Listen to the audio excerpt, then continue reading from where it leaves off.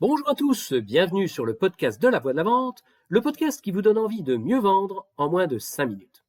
Aujourd'hui, je vous emmène à bord de ma nouvelle voiture que j'ai achetée il y a quelques mois. Je suis en train de rouler depuis 1 heure et il me reste encore 3 bonnes heures de route devant moi. Tout va bien, il n'y a pas grand monde sur l'autoroute, le temps est sec et je suis en train d'écouter un épisode d'Affaires sensibles sur France Inter. En plus, je viens de raccrocher avec un de mes clients qui m'annonce qu'il va construire une nouvelle ligne de fabrication. Bref, tout va bien, tout va bien. Sauf que je viens de me rendre compte qu'un voyant vient de s'allumer sur mon tableau de bord et ça a l'art de me foutre la trouille. Je suis ce qu'on appelle un grand rouleur. J'aime ça. J'aime bien me retrouver dans ma voiture, ça me permet de réfléchir et puis de passer quelques coups de fil pour m'avancer dans mon travail. Oui, je sais, ce n'est pas recommandé par le code de la route, mais après plus d'1 million de kilomètres parcourus, j'estime assez bien maîtriser le sujet, surtout avec le Bluetooth, les deux mains sur le volant. En revanche, là où je ne maîtrise plus rien du tout, c'est quand un voyant s'allume. C'est tout de suite la panique. D'autant que ces foutus voyants, je n'arrive jamais à les déchiffrer. Et puis d'ailleurs, même si j'y arrivais, ça ne m'aiderait pas beaucoup, vu que la mécanique et maintenant l'électronique, c'est vraiment pas ma spécialité.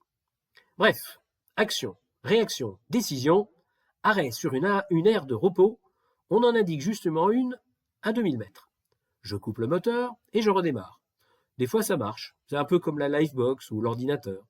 Manque de bol, ce coup-ci, non seulement le voyant se rallume après le démarrage, mais en plus, ça se met à biper. En revanche, bonne nouvelle, j'aperçois subrepticement un message qui m'indique qu'il faut que je remonte la pression des pneus et que je réinitialise l'ordinateur de bord. Bon, ça va, c'est pas trop grave, non mais impossible de trouver les petits indicateurs de pression des pneus. Normalement, c'est soit sur le côté intérieur de la porte avant, soit au niveau du réservoir d'essence. Ni là, je ne retrouve pas la notice. Bon, allez, pas grave, j'ai connu pire, je reprends la route, on verra ça demain. Et là, fini l'écoute tranquille de France Inter, me voilà à réfléchir à cette histoire. 1. Il va falloir appeler le garagiste.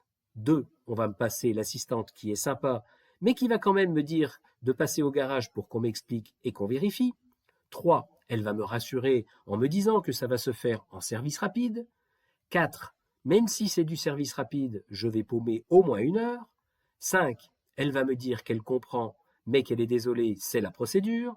6. Je vais lui dire que je comprends et que je repasserai quand il y a le moins de monde possible. 7. Elle va me donner le créneau où c'est le plus calme. 8. Ça va être un horaire qui ne m'arrange pas du tout. Bref, le stress. Le lendemain matin, ma décision est prise, je court-circuite les 8 étapes et je me pointe au garage à un moment où ça m'arrange. Et là, coup de bol. Un jeune mécano est en train de terminer de gonfler les pneus d'une voiture, je me gare derrière le véhicule, je m'arme de mon plus grand sourire, j'interpelle gentiment le mécano et je lui demande s'il peut m'indiquer à quel endroit est écrite l'information sur la pression des pneus dans cette nouvelle voiture et comment on réinitialise l'ordinateur. Et là, miracle, un gars sympa, compréhensif, qui me propose de garer ma voiture à la place de celle qui s'en va. Il regonfle les 4 pneus, me donne un conseil sur la fréquence de vérification de la pression et me montre comment faire le reset. Voilà ce que j'appelle une belle démarche commerciale. Ce gars, je l'ai remercié chaleureusement. Il m'a souri et il m'a dit que c'était normal.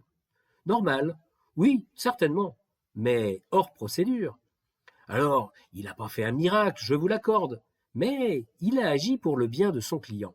Il m'a compris, il m'a rendu service et il a rendu service à son garage. Bref, il a été très professionnel. Alors maintenant, à vous. Réfléchissez aux 3 dernières fois où vous avez sorti un client de ce qu'il croyait être une impasse ou à celle où vous auriez pu le faire. Il s'est passé quoi après dans votre relation? Voilà, sur ces belles paroles, je vous laisse et je vous dis à jeudi prochain. À bon entendeur, salut!